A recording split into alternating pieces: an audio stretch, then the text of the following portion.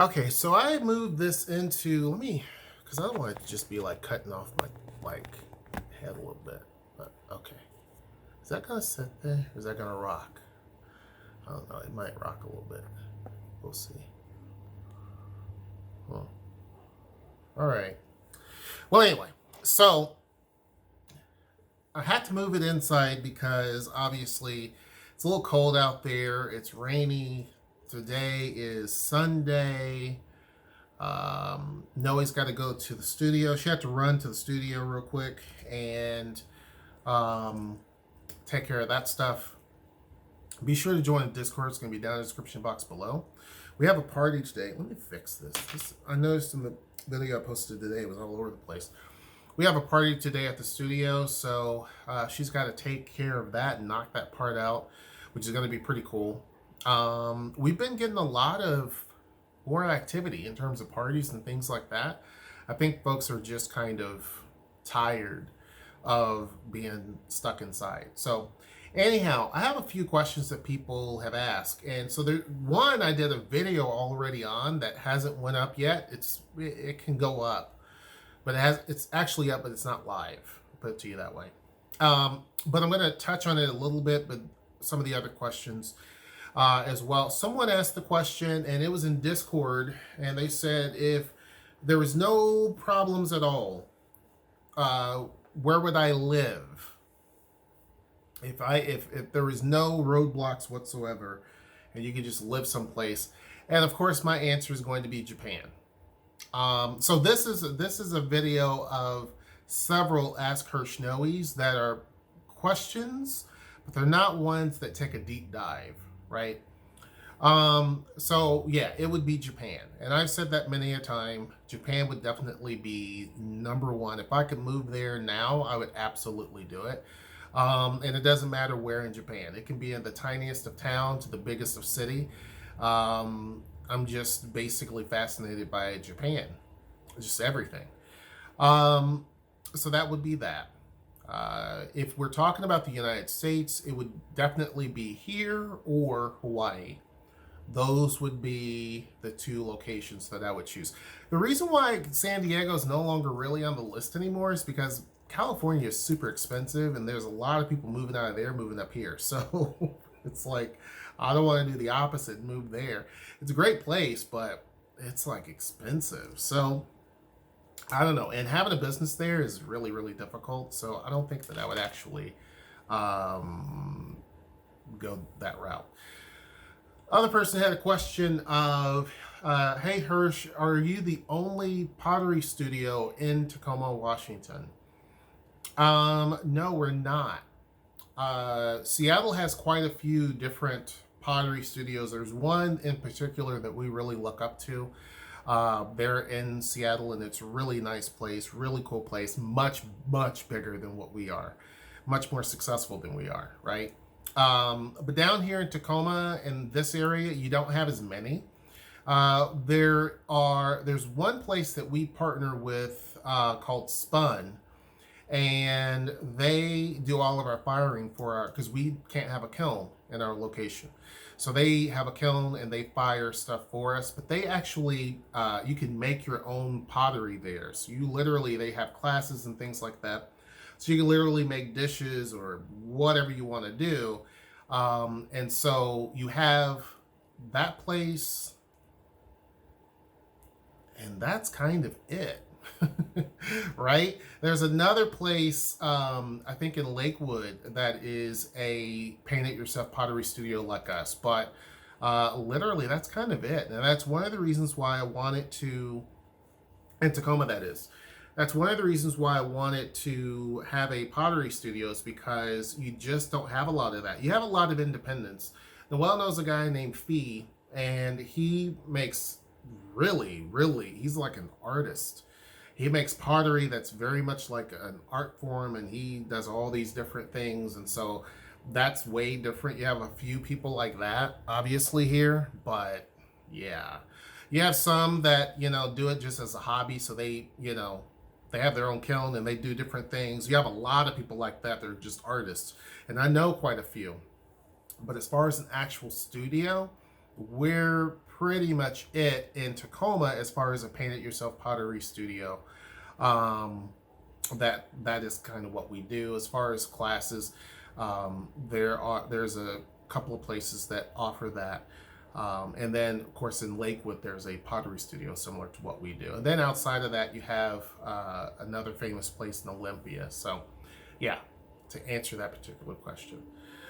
This is a question where someone had, and I didn't know if I should do a deep dive on it, but I won't. They ask, hey Hirsch, is a female. She said, hey Hirsch, you had mentioned that your preference is for anyone with dark hair.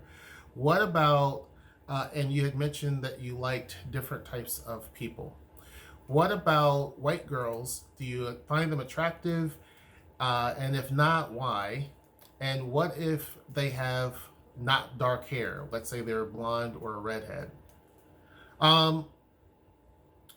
So yeah, I mean, right now the only person I'm going to be attracted to is my wife because I'm married. That's the first thing. Second of all, back in the day, yeah, I dated everybody. There was not a particular group of people that I excluded. I just don't. That's just not me. I think that you should be open-minded. Me personally, I should say. I wanted to be open-minded, and I didn't want to limit someone based on things on the outside, the exterior part, because all those things change so much that it really doesn't. I did that for a while. Like I dated a particular type and this and that. It just was never was a fulfilling relationship. And I knew it when I was dating those folks. But they span the range of different races. So there's not a particular racial group that I don't think I ever have not dated, to be honest with you. So yeah, I don't think that there is.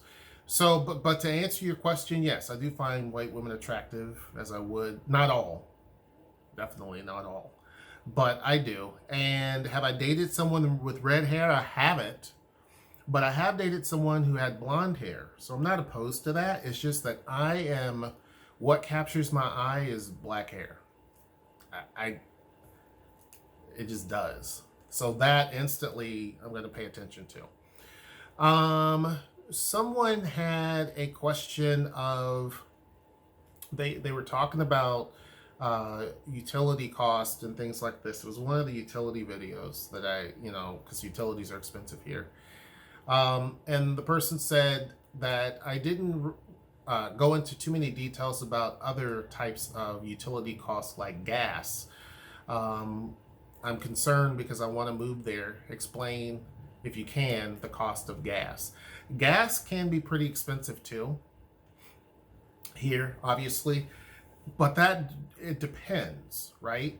If you have a water heater, a furnace, and your stove all on gas, then it's going to suck because you're always constantly using it. It doesn't get a break. Or if your air conditioner runs on gas, because some of those do, it's going to suck because that's what you're basically working with all the time, in addition to an electric bill. So it depends. It also depends on what combination you have. We have a gas furnace. So that's the only thing we use gas for. If you have a very inefficient furnace, then that's going to affect everything, the size of your house, how well insulated it is, what temperature you set it on. There's so many different variables, so it's hard sometimes when folks say you don't mention this, you don't mention that. It's because it's hard to quantify because there's so many different variables there that you can't really answer it.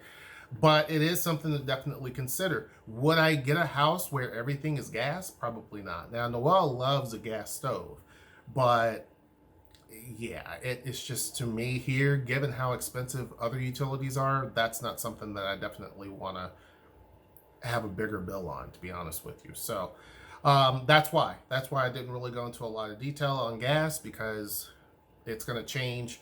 And as far as like water and stuff like that, I mean, they're all kind of lumped together. You don't really have, it's not like you just get a water bill and that's it, like my mom does. Or my mom did. She's no longer alive. But where she lives, you would just get a water bill and it was separate from everything else. Here it's all kind of lumped together. So, but yeah. Someone asked a question. You did a video talking about updating the garden in the barbecue video. Did I? Oh, sometimes I don't remember what I talk about. What are you planning to grow this year? Well, Noelle's thinking about possibly doing, and that's why she was in the video that I did today, talking about what we've been doing. We've been doing a lot of stuff in the front and backyards, mainly to just add decoration, beautification, things like that. These were plans that we had been wanting to do for the front yard for a while.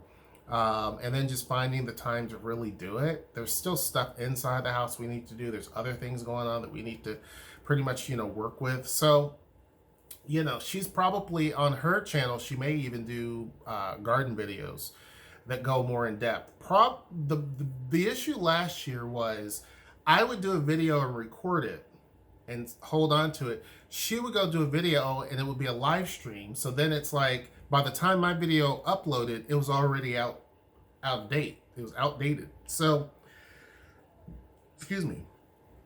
Probably what will happen is I will do like, there's a lot of work that will get done.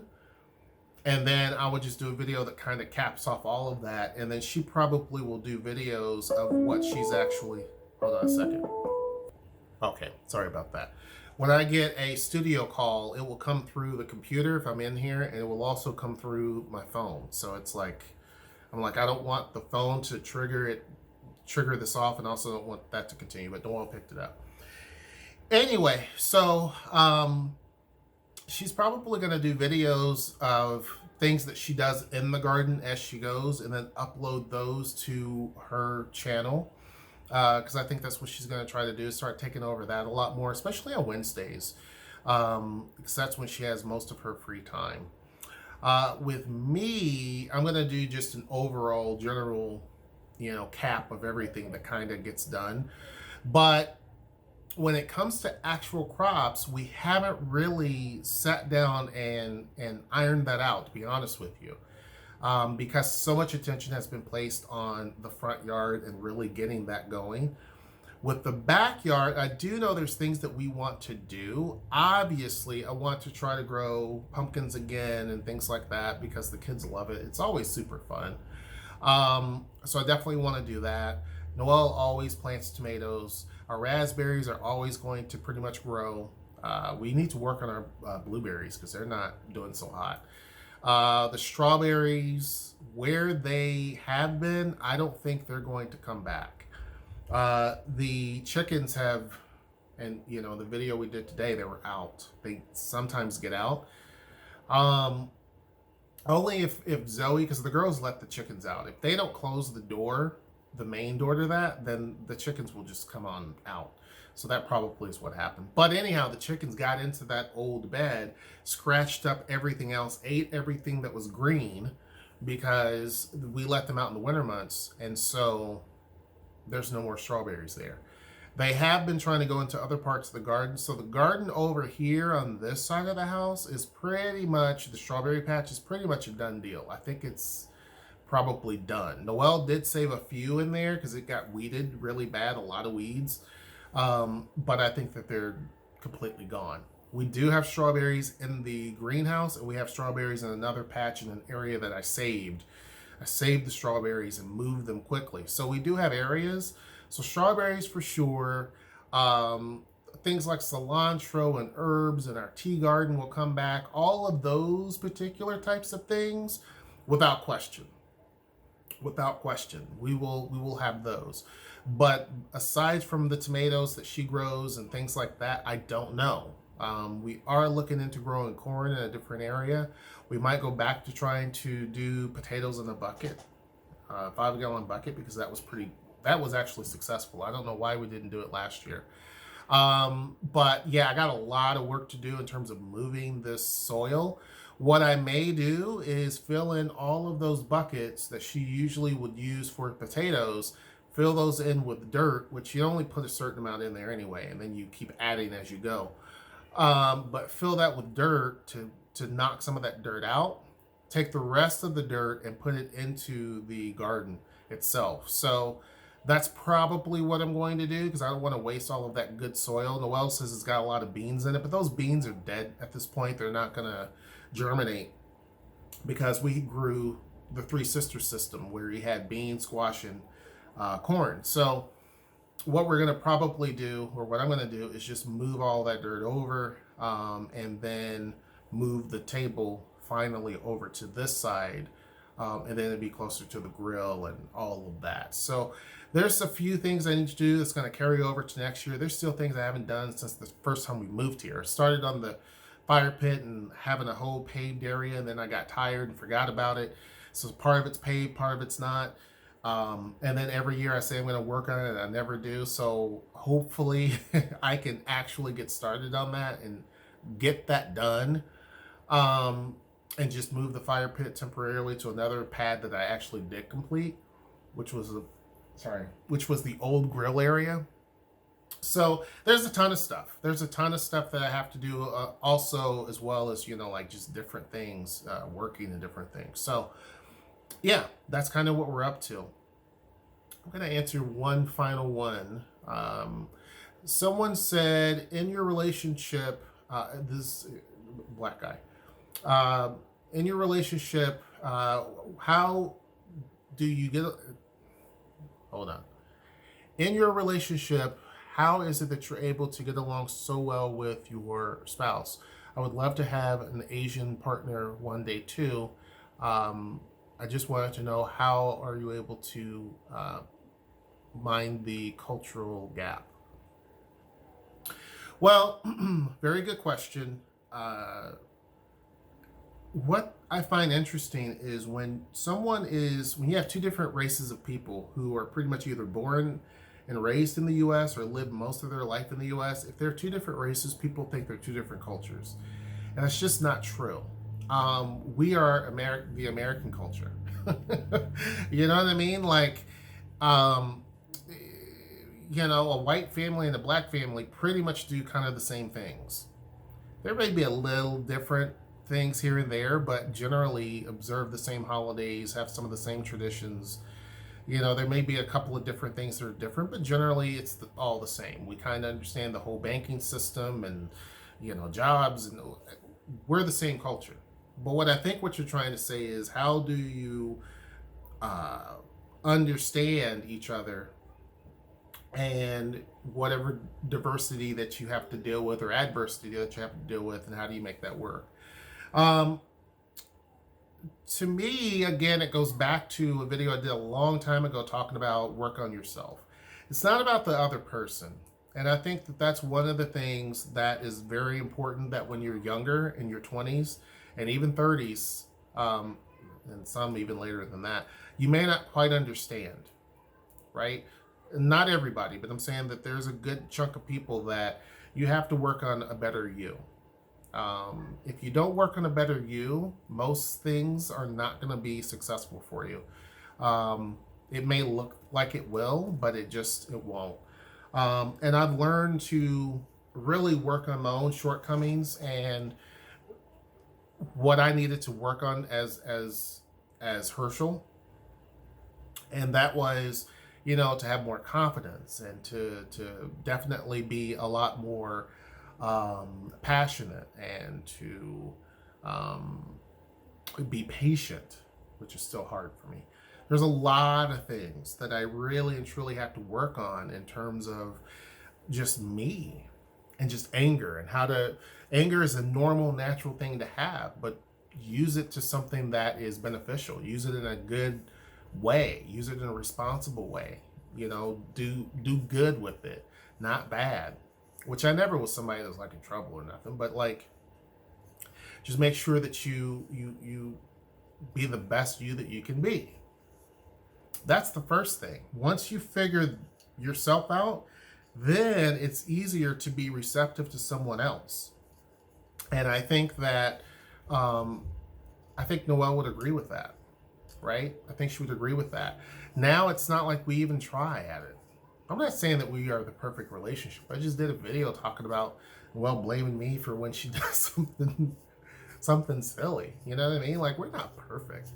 But at the same time, we don't have the struggle of trying to figure each other out. We know each other, and we get along very well. You know what I mean? Like, there's certain things I wish that was a little different, but that's every situation, every circumstance, right? Everyone has things like that. But yeah, that's the first part. The second part is, and I have gotten this question quite often about, wanting to be in an Asian relationship or whatever the case may be. Some people don't like that. There are some people who have an issue if a person says, I only want to date such and such, or I only want to be with such and such. There are some people, and some people say, that's a fetish. I don't think that that's a fetish. I think if you start to go down a certain rabbit hole of certain things, then yeah, it starts to spin in that direction. But you have a lot of people who that is just kind of what they are more, what they find more appealing. For example, there was a lady that was on Facebook and she was talking, she's from Thailand, and she runs her own business. And so somebody was just talking to her and saying like, hey, how's, the whole sickness going on there? And she was talking about that and blah, blah, blah, blah, blah. And so then her kid came in and left, and her kid was Blasian. And so she was like, he looks just like his father, and, he's a great guy. He's from America and whatever, but, I don't have a lot of communication with them. And she's like, but I prefer black men. Well, that led to other people asking the question, why? Why?